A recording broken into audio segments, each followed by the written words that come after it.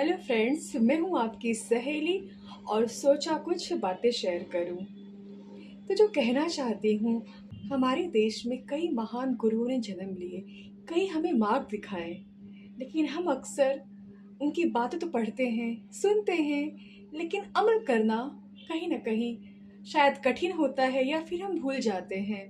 तो आज ऐसे ही महान गुरु जिनका जन्म आज ही के दिन हुआ था, आज बात करूंगी महान गुरु, भगवान, हमारे दार्शनिक, महान महान आत्मा ओशो। कहते हैं जन्म तो सिर्फ शरीर का होता है, आत्मा तो अजन्मी होती है। लेकिन इस हमारे पृथ्वी पे ओशो ने शरीर के रूप में आज ही के दिन जन्म लिया और उनकी प्यारी बातें, उनकी प्यारी प्यारी जो जीवन की कहीं कठिन है तो कहीं बड़ी सरल है, तो क्यों ना उसे हम जीवन में अपनाएं। मतलब अब तक हम जो समझते थे कि जीवन इतना बोझिल क्यों होता जा रहा है, इसका हम कारण ढूंढते थे, लेकिन हमें नहीं मिल पाता था। और ऐसे में ओशो हमारे मार्गदर्शक बने। उन्होंने हमें बहुत ज्ञान दिया। उन्होंने बताया कि कैसे हमें जीवन जीना है, सही राह दिखाया।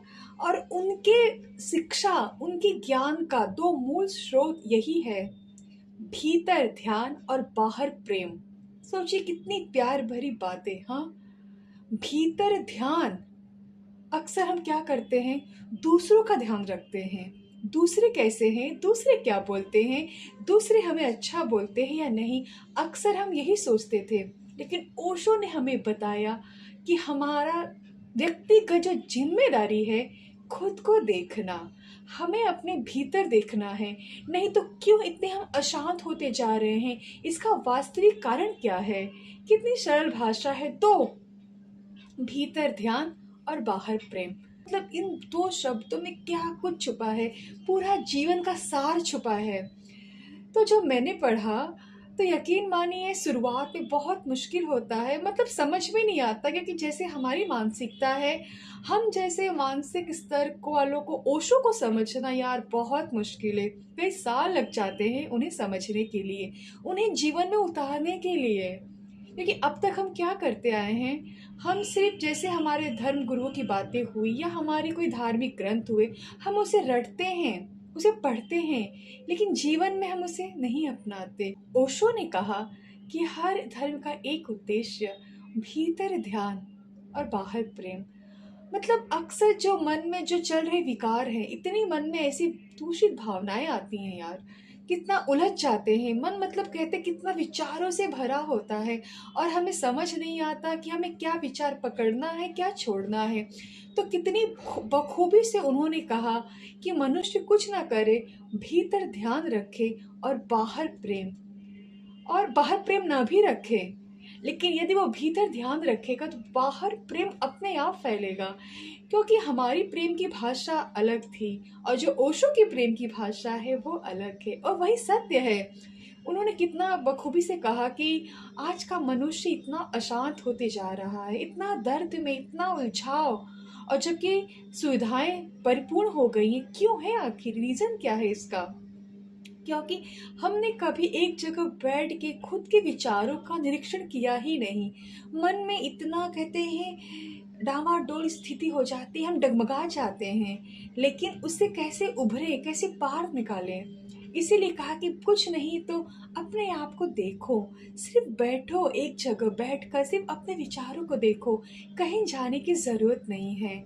सही कर्म, ईमानदार कर्म, सच बोलना, ये हमें बचपन से सिखाया जाता है, लेकिन जब हम बड़े हो जाते हैं तो ये हमारे जीवन से कहीं उड़ गया है। हमें पता ही नहीं चलता कि वो बचपन की जो नैतिक शिक्षा थी वो कहाँ रह गई अब। तो इस पर जब ओशो कहते हैं कि ये जो ज्ञान है, हाँ, ये कैसे मिलेगा हमें, हमें भीतर हम जब देखेंगे, हाँ, भीतर क्या चलता है, कितनी सारी विचार, न जाने कितनी सारी बातें, न जाने क्या क्या। तो इनको देखें, इनको देखने से धीरे धीरे धीरे इनसे दूर होते जाएंगे। क्योंकि हम सब कहते हैं आत्मा अमर है, आत्मा अजन्मा है, लेकिन इसका अनुभव तो हमें नहीं होता। लेकिन हाँ, हमारा मन कितना दूषित है ये तो हम जानते हैं ना। तो जब ये सीधी सी बात है कि हम मन नहीं हैं, तो मन को दूरी बनाएं, मन में देखें, और देखने से ही हमें पता चलेगा क्या हमारे लिए कि सही है क्या गलत है। तो ऐसे महान गुरुओं को, ऐसी महान आत्मा, मतलब क्या ही शब्द कहें, मेरे पास ऐसे शब्द नहीं है इन गुरु के लिए। मैंने बहुत कुछ सीखा ओशो से, बहुत सारी कहानियाँ उनकी पढ़ी। यकीन मानिए शुरुआत में बहुत मुश्किल होता है, लेकिन धीरे धीरे पढ़ते पढ़ते वो समझ में आ जाता है। और ओशो ने मतलब हमें हर एक व्यक्तिगत रूप से बताया, सिखाया कि अपनी जिम्मेदारी समझिए। आप क्या है आपकी जिम्मेदारी, जीवन को इसी तरह छोटी मोटी चीज़ों में ना गवा देना। जो चाहिए वो खुद के बलबूते पर, ना कि दूसरों पर निर्भर रहकर। बहुत प्यारे वचन हैं, और उनके वीडियो बहुत सारे यूट्यूब पे अवेलेबल है, बहुत सारे बुक है। तो यकीन मानिए अगर हम जब भी कठिन परिस्थिति से गुजर रहे हैं, बहुत तकलीफ में हैं, बहुत दर्द में हैं, किसी और के पास ना जाने के बजाय ऐसे महान गुरुओं के संदेश सुने, उसे लिखें, उस पर विचार करें, मनन करें। किसी और के पास जाने से कुछ नहीं होता। हम कहते हैं ना कि लोगों को समस्याएं बताओ मत, हमें लोगों को समस्याएं नहीं बतानी। इसके पीछे का रीज़न क्या है? क्योंकि हर व्यक्ति किसी न किसी समस्याओं से जुड़ा हुआ है, हमें पता नहीं चलता। क्योंकि बाहर हंसते हुए चेहरे पर हम धोखा खा जाते हैं, और हमें लगता है वो भीतर से बहुत ही खुश है, और हम कंपेयर करने लगते हैं कि दुनिया में सबसे ज़्यादा कोई दुखी है तो वो हम हैं, जबकि ऐसा नहीं होता। इसीलिए खुद को देखो, सिर्फ खुद पे देखो, हमारी जिम्मेदारी सिर्फ खुद के लिए है, ना कि दूसरों के लिए।